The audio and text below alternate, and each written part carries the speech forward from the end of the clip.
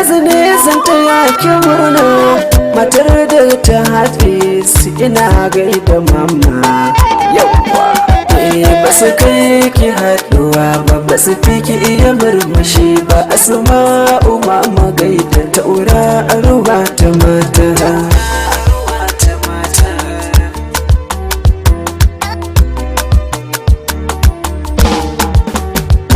Taka a hankali ki taka a sannu matar daga ta a gaida mai kyan idanu. Ke ɗai aka ba sarauniyar gada sannu gankin cika ɗiyar kirki. Ba za ya canza sunanki mama, Allah ya ƙara kare ki muna ta fata.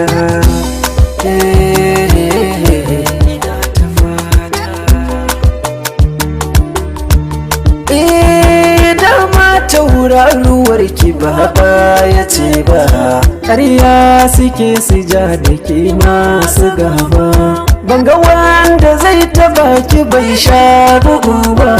Maman su bana sun sani tuntunikin ba su rata.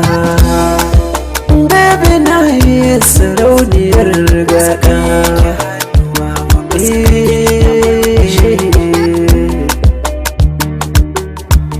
Yawwa mama komai na kikan tsari kike. Maman mahaisakin yake za mu rike. A sarauniyar gadan Afirka kin sallake. Gudun zaki iman san zuma bawa ne rake. Kuma gashi Asma'u ko manta a sarkake. Da akwai addini baby na yi mai haƙuri ce.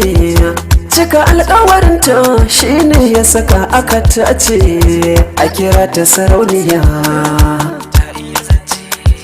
Tilas mu zo ta yaki murna gimbiya ta mata. Ga sarauniyar mawaƙan gada. To akan ki mama wai ne ba zan faɗi ba. Saukin kayan ki ne ya ja kika ci gaba. Ba a sake haɗa hanya da dana sani ba. Asma'u kina da gaskiya. Kowa ya san ki zai ci moriya. Mama baki san da rayuwar hasada ba gata.